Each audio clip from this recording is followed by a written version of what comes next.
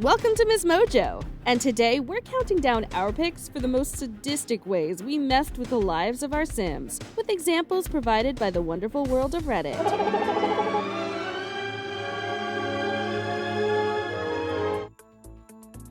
Number 10. Baby boom. Sims is that they can procreate as much as you want them to, which can lead to some bizarre issues. One player had his Sim procreate with every accessible female in the game. This obviously drew the wrath of Sim boyfriends and husbands, as well as anger from the eventual mothers of neglected children map-wide. When the children came of age, he went back to procreate some more until the town was filled with half-siblings who didn't want to couple up because, ugh. This kind of shows the game to be a bit lax with the moral dilemma of familial relations. Eventually, the player's little experiment resulted in the population dying out, as no one wanted to save their species by committing gross sinful acts. Number 9. Long con revenge schemes. Everyone remembers those pesky burglars, right? In Sims 3, the burglar's identity was visible, paving the way for this situation. A burglarized player befriending the criminal, convincing them to move in. The burglar was then trapped in the basement, forced to eat rotten food, etc. When old age was on the thief's horizon, the player let them out, cleaned them up, and threw a birthday party.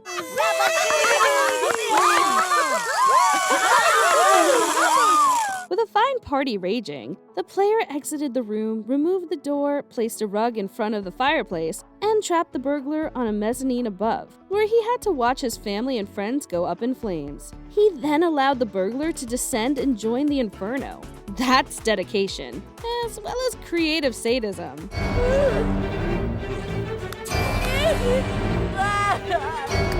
Number 8. The woohoo of death.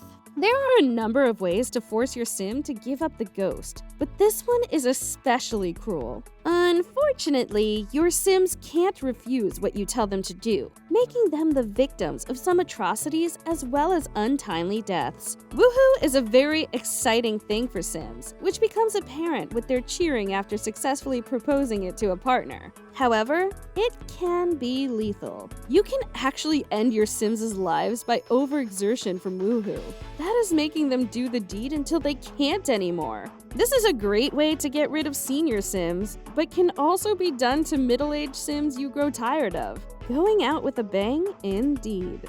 Number 7. The classic pool and ladder scenario. A classic move in The Sims. Your Sim goes for a swim, the ladder is removed, and panic ensues. The Sim can't get out because, for some reason, climbing out over the side isn't an option. Eventually, exhaustion sets in and the Sim drowns.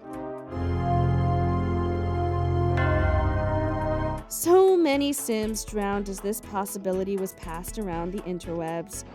Huh? Kramoo? Oh. It's a little disturbing that we get a kick out of watching a little guy helplessly drown as we deny him a means of exit. Venosa? Boy. Oh, Boston for real.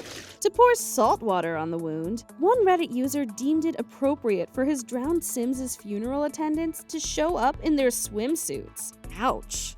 Number 6. Forced labor. Making simoleons can be one of the most frustrating parts of the game, especially in the beginning when job promotions are far apart and you just want that big screen TV. Well, if you choose to get creative rather than cheat, the World Mother Load will get you 50,000 simoleons, by the way. You can always try forced sim labor. One player built a luxurious home for his main Sims and created a basement with 6 rooms for servants. One was tasked with cooking for the other 5, while the latter manufactured items for selling. With the rising quality of the handmade objects, eventual income was high, at the cost of a bit of the player's humanity. Number 5.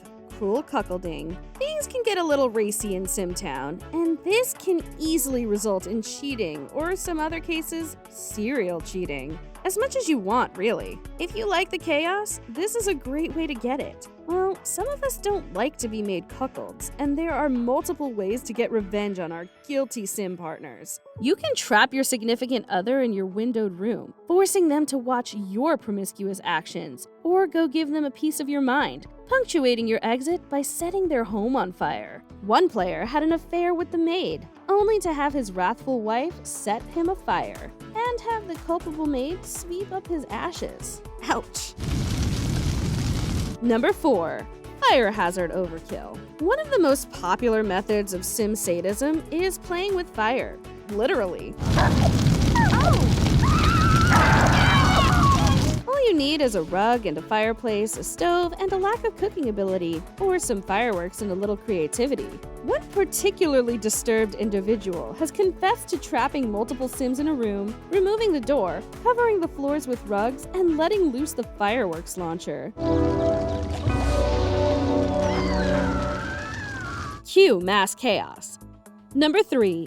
Jigsaw traps. The Sims is a great way to manifest your jigsaw fantasies, trapping the unsuspecting victims in various helpless situations and watching them suffer. We've all done it, don't deny it. One player admitted to having made a nursing home, loading it up with old folks. A maze was created with a single sink and refrigerator, no exits. After observing all the Sims' deaths, the lone survivor was made insane by the abundance of ghosts. Another player tortured a clean freak Sim by placing him in an exitless room with a wedding buffet and hamster. The lack of cleanliness from the rodent and rotting food table drove the Sim completely insane, and he eventually starved to death due to lack of proper food source.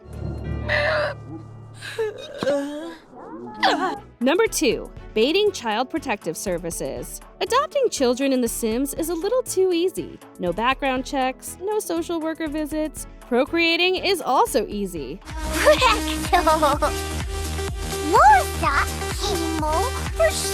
The thing is, sometimes you regret your actions. Children crying too much, getting into trouble, ruining date nights, and messing up your bathroom. What to do? Well, The Sims does actually have child protective services, so watch yourself should you wish to be a good parent. If you have parental regrets, however, you can take advantage of this service by neglecting your Sim children until services show up and remove the little critters. Problem solved, but you should probably be ashamed. Before we continue, be sure to subscribe to our channel and ring the bell to get notified about our latest videos. You have the option to be notified for occasional videos or all of them. If you're on your phone, make sure you go into your settings and switch on notifications.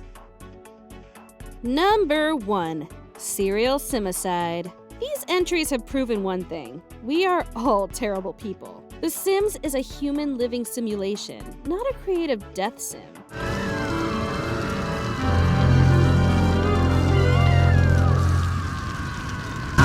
But what do they expect us to do with so many entertaining ways to die? Death by carnivorous plants, crushed by vending machines, deadly stink bombs, ordering pizza and never eating it. The thing is, the game knows what you're doing. In The Sims 2, the Grim Reaper had something to say about it if you killed too many tiny folks. Upon the untimely demise of all Sims on your lot, the Reaper would send you a message reminding you that the game is a life simulator, suggesting ways to try again. But how else are you going to get a cemetery? What's the worst thing you've done to your Sims? Fess up in the comments. Do you agree with our picks? Check out this other recent clip from MsMojo. And be sure to subscribe and ring the bell to be notified about our latest videos.